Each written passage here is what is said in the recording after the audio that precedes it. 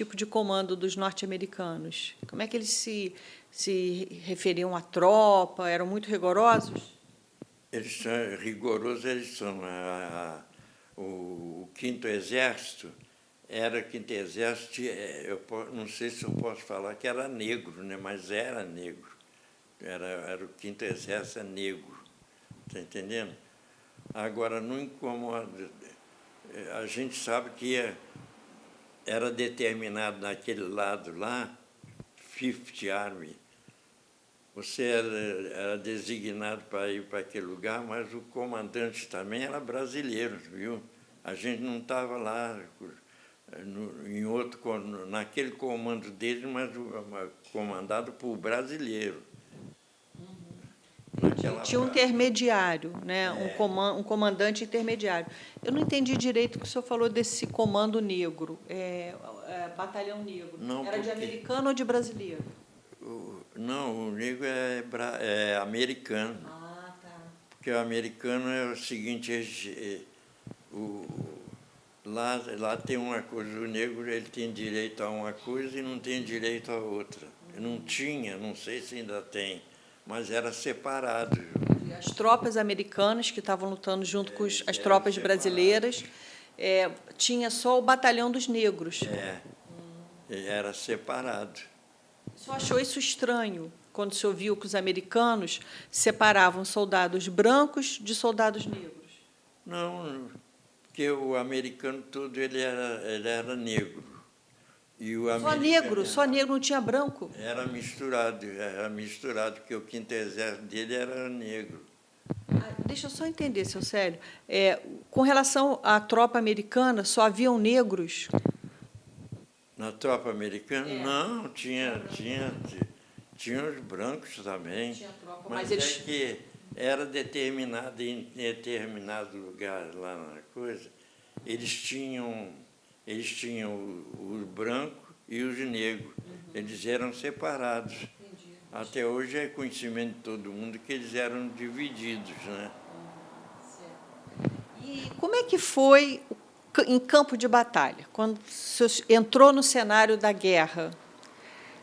Batalha mesmo. Como é que foi? A gente lidava com os brasileiros, né? Que o nosso comando era brasileiro.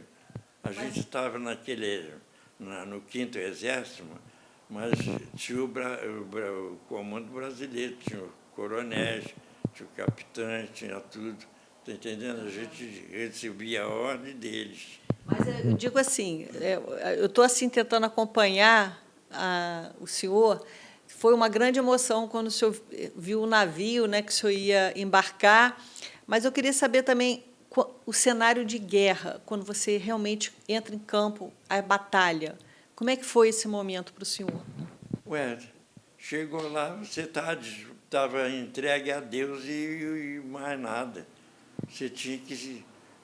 Você não pensava o que ia acontecer agora ou amanhã ou depois. Você sabia que a coisa também não era tão fácil assim. Mas você não tem como fazer. Qual era a posição do senhor dentro do Quinto Exército? O senhor era o quê? Atirador? Como é que é? Como é que divide isso? A minha companhia foi companhia de manutenção leve de quê? De automóvel, de jipe, daquelas coisas. Cada um tem seu determinado. Por exemplo, nós tínhamos caminhão. Por quê? Precisa caminhão? Precisa. Precisa comunicador por Morse e coisa, precisa. Tem cada lugar você tem uma determinada coisa. Tinha o comunicador, tinha o reboque para pegar os carros que arrebentavam. Não tem um reboque que pega as pessoas aí na rua que param em mau lugar? Lá é a mesma coisa, os carros arrebentados, tinha os reboques para apanhar aonde estivesse. Está lá no meio do fogo e você tinha que ir lá buscar. Aí, seu Célio... A gente tinha carro para repor também. Você tinha que repor. Porque uma companhia, um batalhão, ele não navega sozinho, ele é em função de um, em função de outro. Aí, seu Célio, aí eu estou me lembrando que o senhor foi convocado, porque o senhor era uma pessoa, um trabalhador técnico da fábrica de ferragens Zaga, na área de montagem, e isso foi aproveitado, essa atividade do senhor. O senhor, então, era tipo assim, suporte, né? Seria isso? Um suporte? A nossa companhia era de suporte. Eu, por exemplo, tinha amigo na companhia que trabalhava com Morse, né, Júnior? Aquele Código Morse. Código Morse. código. Quer dizer, ele tem necessidade daquilo. Tem o pé de poeira que ele diz que a infantaria é aquele que fica lá dentro do buraco, está entendendo? E os que vão socorrer não correm menos perigo, não, porque você está dando a cara à mostra. Você, para levar uma bombardeada, você leva com facilidade também. Tudo corre perigo. Entendi. O senhor explica um pouquinho mais para mim o que é um pé de poeira? Pé de poeira porque ele trabalha mais de frente. Ele que trabalha mais de frente com fronteiras e tudo ali no buraco, está entendendo? Você É o fronte, né? na fronte. De pé de poeira é um negócio que é infantaria. Aham. A infantaria só trabalha com aquilo, os outros trabalham com automóvel, o outro trabalha com comunicações, cada um no seu setor. Seu Célio, lembra que o senhor contou que lá no programa que teve um negócio que o senhor ia num carro, aí foi o outro no seu lugar, o senhor pode contar isso? Isso foi quando o nosso ministro foi lá. Deixa eu só começar, então. Então, conta essa história. Pode começar. Ele determinado dia, ele ia lá visitar os brasileiros, né? O ministro Carlos Roberto da Costa, não sei se eu estou falhando nisso, ele ia lá. Então, a gente tinha que esperar ele, fazer uma homenagem, por exemplo, na espera dele, não é de chegar lá e não saber o que ia fazer. Naturalmente, ele vai chegar, cada grupo tem que reunir assim o assado para esperar o nosso comandante. Eu estava designado para numa dessas, numa apresentação dessa. Está tudo preparado, tudo ajeitado. Na véspera de ter essa apresentação, eu recebi o recado que eu não iria mais, que no meu lugar ia um colega meu, chamado Paz de Almeida. Ele era português, naturalizado brasileiro, e ele que serviu o exército, ele que foi no meu lugar. E houve a apresentação daquilo, tudo. À noite, por exemplo, eu soube que tinha explodido uma bomba debaixo do jipe dele e ele tinha já empacotado. O senhor seria, no caso, o senhor, né? Quando o senhor recebeu a notícia. Mas não era. O que você fez naquele dia? Eu saí para outros lugares, fui fazer outras determinações, outras visitas que eu tinha que fazer, no caso, porque eu trabalhava com o comandante do coisa, né? E ele disse, nós vamos para tal lugar assim. Tudo a gente tinha que receber ordens, determinações. Cada um faz o que é mandado, não faz o que você quer. Seu Célio, quando o senhor chegava nessas cidadezinhas pequenas, passava por lá, como é que era o relacionamento com a população local? A gente era muito querido, apesar de que o fardamento do alemão, ele era verde, igual o brasileiro, às vezes era confundido, mas o brasileiro ele é muito querido, aonde a gente chega. Tem uns curiosos que vêm, está entendendo? Conversar com a gente. Por exemplo, como é que você conversa com o americano? Eu converso como eu estou conversando agora. O italiano. Porque ele é poliglota, ele fala vários idiomas. O espanhol é assim como todo mundo sabe. O italiano é humano, uma coisa... Só você vendo, a gente apanhava camaradagem em todo lugar que chegava. Nas cidadezinhas da Itália. Em qualquer lugar que você chegava, você era querido.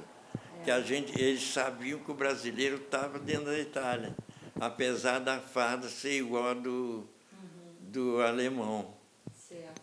E me parece que vocês receberam também instruções para tomar cuidado com mulheres e padres, né? É. Quanto isso aí? Não, de um modo geral. Não, porque São perigosos, eles se disfarçam de padres. Não, sabe por quê? Porque a pessoa tem uma tropa lá em determinado lugar, no batalhão dele, então a pessoa, o oficial de dia, cada dia tem um que comanda o coisa, um fica um dia, outro fica outro dia, que é o que comanda e muda de plantão. Então você tem que ter essa ciência, você é treinado para isso. Chegar, por exemplo, uma loura bonita, está entendendo? Uma italiana bonita. Ou morena, se ela chegar com um saco de espuma nas costas, você não vai dar atenção muito a ela, não. Ou o cara capenga, assim, com o pé mancando, que eles fazem tudo para obter o que eles querem, que é informações. Vocês eram instruídos para tomar cuidado com as mulheres que chegavam e padres também, que é perigoso, né? Falsos padres. Eu fui investigado por padre, mas eu olhava ele falava, estou na paróquia X e tal, em tal lugar assim e tal. Ele é um espião, mas ele é treinado para isso. Claro. A mulher, por exemplo, todas elas eram treinadas direitinho. Não é dizer que nós não tínhamos gente treinada também para ver no outro lado, mas a gente tinha também. Treinado e bem treinado, para não falhar. Agora, o que acontece você dando uma informação errada? Ele sabe, por exemplo, onde você é a mesma coisa. Você mora onde? Na Rua Alberto Bruno. Eu dei o endereço, deu meu coisa, eu estou arriscado às consequências. Está entendendo? E lá é a mesma coisa. O batalhão X está em tal lugar assim. Ele não ia mandar flores, não ia mandar bala. Seu Célio, o senhor lembra assim, de alguma mulher, algum padre fez alguma abordagem ao senhor? Vários, sempre, que a gente está sempre de plantão, né? Tem. Eu tinha, por exemplo, lugares lá que meu número era 31. Quando você chegar num lugar estranho, por exemplo, acampou num lugar igual o Cônego.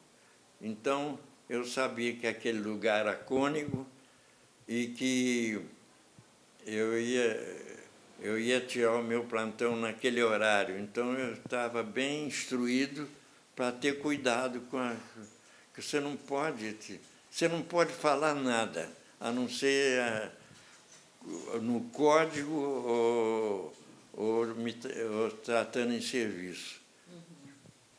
Parece que você experimentar de todo jeito. Parece que o número de vocês varia também, vai variando, né? Vocês têm um número e varia? Não, é senha. A senha. O número meu é 31 sempre. A senha que está sempre variando. Senha. Todo dia varia a senha. Todo dia varia a senha. Eu, por exemplo, vou daqui para o Rio de Janeiro. Vou em determinado lugar que eu sei que eu tenho que ir naquele lugar. Então, eu tenho a senha e ele tem a minha senha também, do que eu vou tratar. Tá. Seu Célio, com relação aos mortos, os brasileiros que lutaram, qual era o destino dos corpos das pessoas que faleciam? Lá tinha o cemitério de Pistoia, né? Ficou enterrado lá mesmo. Lá tinha o cemitério dos brasileiros, lá em Pistoia era separado, né? Porque naquela época você não tem as condições que você tem hoje, né, de preservação de um cadáver para levar para sua terra. Tinha que ser enterrado lá mesmo, né? Lá tinha que ser enterrado lá, no lugar, porque por isso tinha o cemitério, né?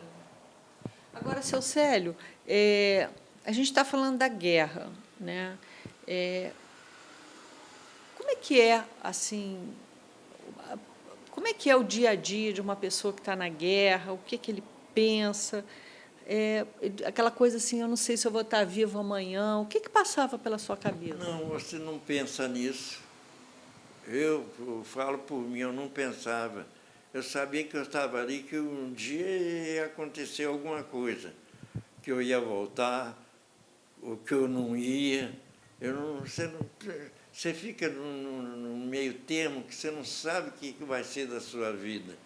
Você ri, você brinca, você tem um colega que canta, outro toca violão, outro diz que é cantor, outro é humorista. Eu, por exemplo, estava lá com uns rapazes lá de Campos, que eu ainda me lembro, o humorista de Campos, o apelido dele era Malagueta.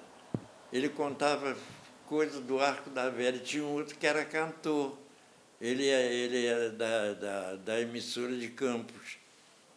Está entendendo? Cantava bonito, reclamava da vida. Na mesma hora que a pessoa está cantando, está triste, está pensando, ou você está com muita vontade de se jogar em qualquer lugar e dormir, porque cansa, né? Entendi. E com relação à relação com os comando norte-americano, eles eram eles humilhavam a tropa brasileira ou tratavam com respeito? Muito. Olha, eles tratavam a gente com respeito, com carinho, tudo. Eles eram bons à beça. Você tinha tudo que eles tinham, a gente tinha também. Está entendendo? Você, quando tinha algumas semanas que você estava na frente, você tinha num cordão que a gente carregava no pescoço, de metal, com as iniciais, com aquilo você almoçava no restaurante, você tomava o seu banho, você barbeava, fazia tudo que era de bom você tinha. Você tinha cigarro para fumar, se você fumasse, você tinha seu chiclete, você tinha tudo. Você só não tinha liberdade para namorar. Não tinha, não. Mas passava pela cabeça de alguém namorar? Não, sabe por quê? Porque o homem é um bicho danado. Ele dentro daquilo, ele fazia coisas que não podia fazer, né? Entregava as cartas, né? Então, Teve alguém que deu uma fugidinha para namorar uma italiana? Teve isso lá? Pode, tem uns lugares lá que você namorar, tudo tem médico, tem polícia, tem tudo, você é determinado, é bem recebido, está entendendo? Mas que lugar é esse para namorar numa situação de guerra? Tem lugar determinado. Seria casos de prostituição, isso? Tem lugar determinado por ele. Você está de folga, está entendendo? Você quer namorar, tal lugar assim, assim, você ia lá, se apresentava, está entendendo? Isso tinha porque aconteceu comigo. Aconteceu o que com o senhor? Não. O senhor namorou alguém lá, seu Sérgio? É claro. Então me conta isso. Então. Quem que o senhor namorou, seu Sérgio? Tinha que ser. Me conta aí como é que você foi. não podia ir na rua aí, de qualquer maneira. Você tem um lugar para, pelo menos, quem está lá é assim, foi assim. Está entendendo? Você não podia estar de folga lá e pegar uma dama qualquer e sair e abraçar.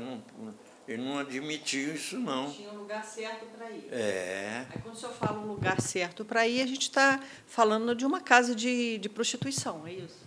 mas aquilo é determinado, não é bagunçado, não. Aquilo é feito mas dentro das normas, não tem bagunça nem sujeito metido a besta, não. E o senhor frequentou essa casa? Frequentei. Quando eu estava de folga, eu frequentei. Aonde eu posso ir lá? Você não pode estar aí na rua se expondo. Entendi. O senhor não pode, o senhor não tem a liberdade, por exemplo, de conhecer uma moça numa cidade que vocês estejam, né, ali assentados e sair com ela, mas o senhor pode ir numa casa, né? Não, eu, por exemplo, eu tinha uma namorada lá, o nome dela Marisa, viu? Mas onde o senhor conheceu ela, seu Célio? Me Minha conta filha essa eu conheci história. na rua. Ela me deu bom dia, boa tarde, boa noite. Você mora em tal lugar. Eu aí pude ir lá à noite conversar com ela. Na casa dela? Pode. Podia. Com o pai dela lá, com a mãe, me tratando bem, tudo direitinho. E como é que foi? E aí, Você não pode se expondo na rua. Eles não admitem. Não adianta, pelo menos lá, você era não pode isso, não pode aquilo, e acabou. como é que o senhor foi recebido na casa dela? O senhor conseguiu se virar, então, com o italiano, né? O idioma Não, italiano. conversar isso é mais fácil desse mundo, falar italiano é mais fácil desse mundo. O senhor foi bem recebido porque o senhor é descendente de italianos, de pai e mãe? Não é por isso, não, porque eles são amáveis mesmo, são agradáveis, está entendendo? Eles só ficaram com medo quando nós chegamos lá, porque o nosso exército era misturado com negros e brancos, né? Eles acharam que tinha gente lá que nunca tinha visto negro, nunca tinha visto pessoas lá novas, nunca tinha visto preto. E ele admirava como a gente estava misturado com os outros, então a gente tinha que dizer que ele era brasileiro, mesma coisa, mesmo sangue, então, só a cor é que era um pouco diferente, mas a nacionalidade era a mesma. E como é que foi esse romance com a Marise? Foi bem, eu me dava bem. Quanto tempo você ficou com ela? Enquanto eu estive nessa cidade, não foi Livorno, não. Foi nem Sarrossori. Tá? É uma cidadezinha humilde, assim, igual Duas Pedras, assim, um negócio parecido. Enquanto eu estive lá, depois foi embarcar. Você se apaixonou mesmo, seu Célio, por ela? Você se apaixonou por ela? Não, ou era só uma coisa passageira? Não, ela era interessante, sabe? Era interessante. Você lembra o sobrenome dela? Da família? Não, sobrenome não, só o nome dela, Marisa. Marise. E aí o senhor frequentava a casa dela, você passeava pela cidade, tomava um sorvete? Não, negativo. Não podia? Não. Não podia circular? Não. E eles saíam menos também, né? Apesar da guerra ter passado por lá, eles também não saíam muito na rua, não, porque tinha os bandidos também, né? É na guerra, mas tinha bandido também. Está entendendo? Mas foi assim, seu Célio, um namoro respeitoso, que o senhor conheceu a família? Foi. Pensou em casar com ela? O senhor pensou em casar com ela? Nunca passou pela minha cabeça. Ela chegou a falar com o senhor de ir para o Brasil? Não, ela sabia que era brasileira e tudo, mas a gente conversava coisas assim simples, né? Isso foi um namoro, né? De trazer para o Brasil, não. Como é que é? A gente não pode pensar nada, porque sei lá é mandado. Você sabe de amanhã.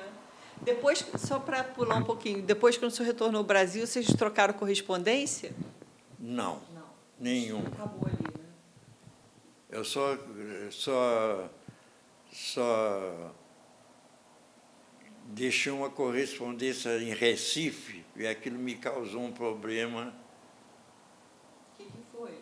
Recife, eu fiquei 2 dias em Recife, desci do navio lá, arranjei uma namorada. Rapaz, deu endereço, mas dei por... nem sei por quê. Mas isso foi na ida ou na volta? Na volta. Ah. Tá O senhor era entendendo? namorador, hein, seu Célio? Não, eu sempre gostei de conversar com as pessoas. Né? Cheguei lá, desci do navio, a moça chegou lá, interessando quem era brasileiro, porque estava voltando ou estava indo, e a gente fica empolgado, está entendendo? E aquilo me causou um problema. Por que, seu Célio? Rapaz, Conta aí o que houve. me causou um problema. Conta aí o que houve, seu Célio. Eu já estava casando, rapaz. A carta apareceu lá em casa. Dela? É. E E agora? ela se apaixonou pelo senhor. Ela queria que eu voltasse para Recife de qualquer maneira. E a minha mulher queria me matar. Mas, seu Célio, vamos voltar para o nosso campo de batalha aí. Quer dizer, o senhor tinha essas aberturas, né, como o senhor falou, de até poder namorar uma bela ragazza, né, assim?